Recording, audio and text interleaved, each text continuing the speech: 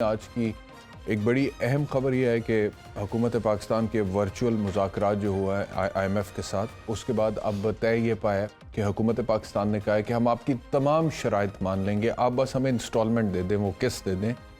और यकीनी तौर पर वो पाकिस्तान को डिफ़ॉल्ट से बचाना चाहते हैं। शहबाज शरीफ साहब ने कहा है कि मैं रियासत पर सियासत को कुर्बान कर दूंगा। उसका भी पोस्टमार्टम करेंगे थोड़ी देर में, लेकिन उससे पहले मैं आपको ये बताऊं कि ये जो हमने कहा है कि हम आपकी तमाम शराइत मानने के लिए तैयार हैं, इसका मतलब यह है कि आने वाले दिनों में गैस की कीमत में इजाफा होगा, महंगी हो जाएगी, पेट्रोलियम की कीमतों में इजाफा हो जाएगा और लेवी जो है वो तकरीबन 50 रुपये फ़ी लीटर बढ़ जाएगी। और अगर 50 रुपये फ़ी लीटर पेट्रोल की कीमत में इजाफा हो जाता है तो आप अंदाज़ा कर सकते हैं कि उसका असर क्या पड़ेगा, क्योंकि पेट्रोल की कीमत में तो 1 रुपया भी इजाफा होता है तो ओवरऑल महंगाई में इजाफा हो जाता है, ट्रांसपोर्टेशन कॉस्ट बढ़ जाती है, कॉस्ट ऑफ प्रोडक्शन बढ़ जाती है मुख्तलिफ कमोडिटीज़ की, तो फिर तो हर चीज़ में ही उसका फ़र्क पड़ता है।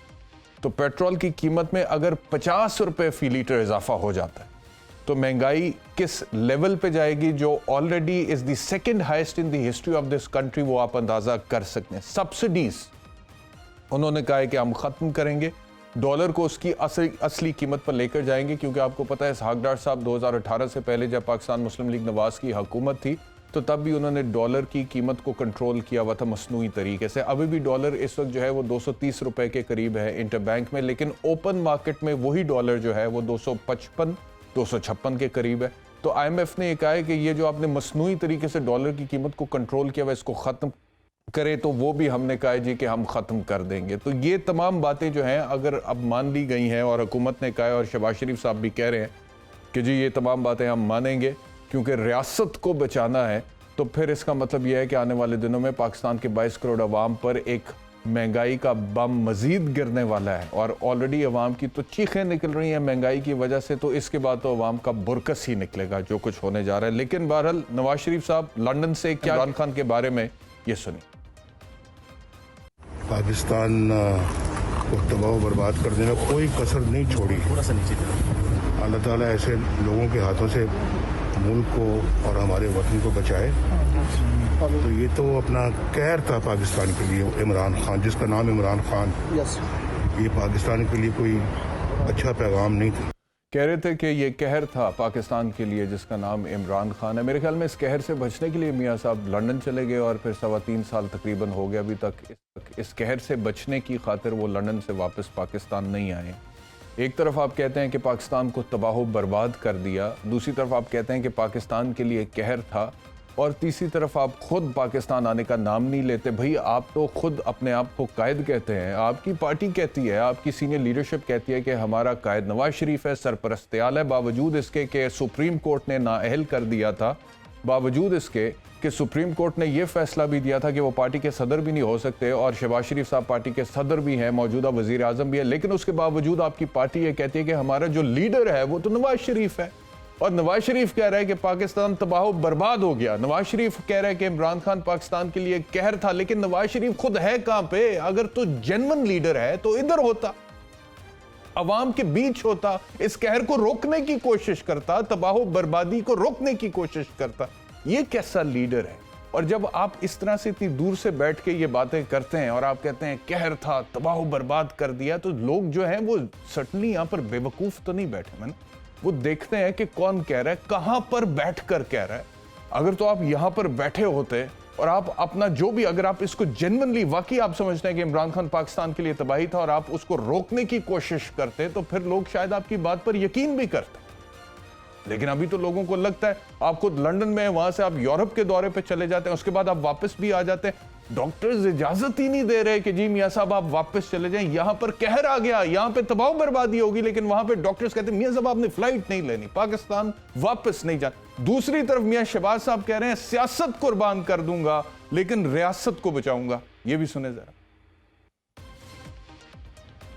पाकिस्तान को अगर बचाना है तो उसके लिए हमें सियासत को तो कुर्बान करना होगा या सियासी कीमत तो अदा करनी होगी। ये आप समझें कि हम रियासत को बचा लें और सियासत को भी बचा लें, तो you can't have the cake and also eat it.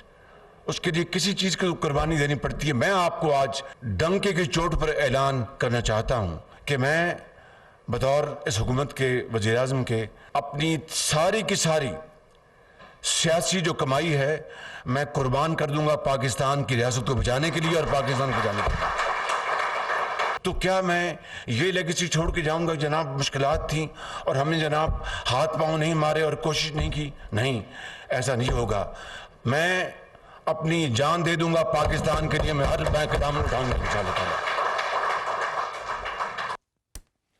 तो छोटे मियाँ साहब फरमा रहे थे कि मैं अपनी तमाम सियासी कमाई कुर्बान कर दूंगा पाकिस्तान की रियासत को बचाने के लिए। अब लोग इसके दो मतलब ही निकाल सकते हैं कि सियासी कमाई कौन सी वाली कमाई की बात करें। बहरहाल उन्होंने कहा कि मैं सियासी कमाई कुर्बान कर दूंगा रियासत पाकिस्तान को बचाने के लिए। सियासत इतनी अजीज़ है आप और इक़्तिदार इतना अजीज़ है आपको कि पाकिस्तान तहरीक इंसाफ के मज़ीद 43 अरकान के इस्तीफ़े आज मंजूर हो।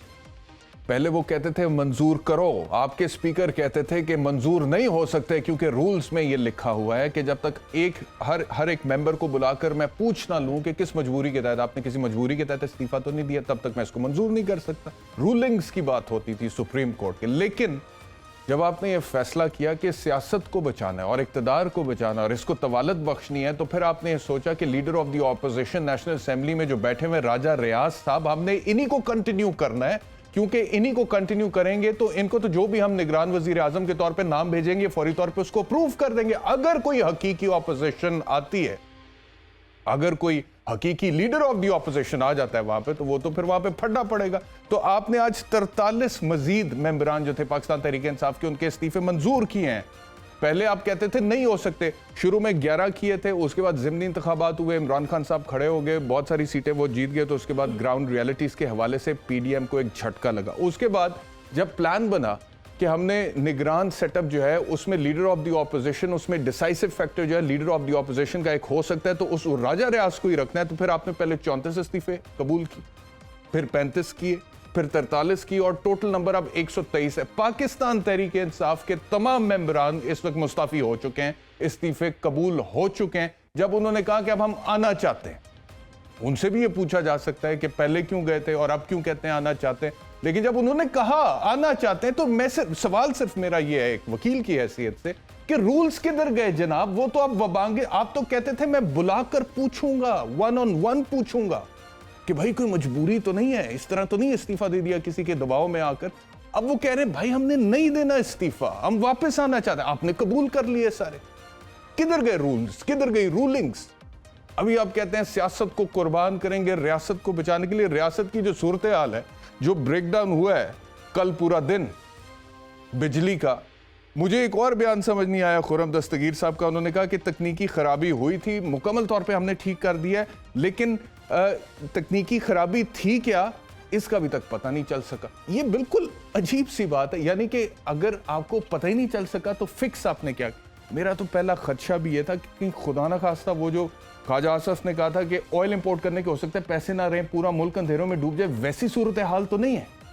लेकिन खुर्रम दस्तगीर का आज स्टेटमेंट है, उन्होंने कहा कारखाने चलाने के लिए वाफिर तेल मौजूद है, तरसीली निज़ाम भी महफूज है। लेकिन अभी 48 घंटे तक लोड शेडिंग होती रहेगी। 1 घंटा बिजली आ रही है, 1 घंटा बिजली जा रही है। सर्दियों का मौसम है और वो कहते हैं कि जौहरी पावर प्लांट है या कोयले का पावर प्लांट है, उसको दोबारा चलने में 48 घंटे का वक्त दरकार होता है। तो 2 दिन के लिए आप हमारे साथ जो है वो ताउन करें।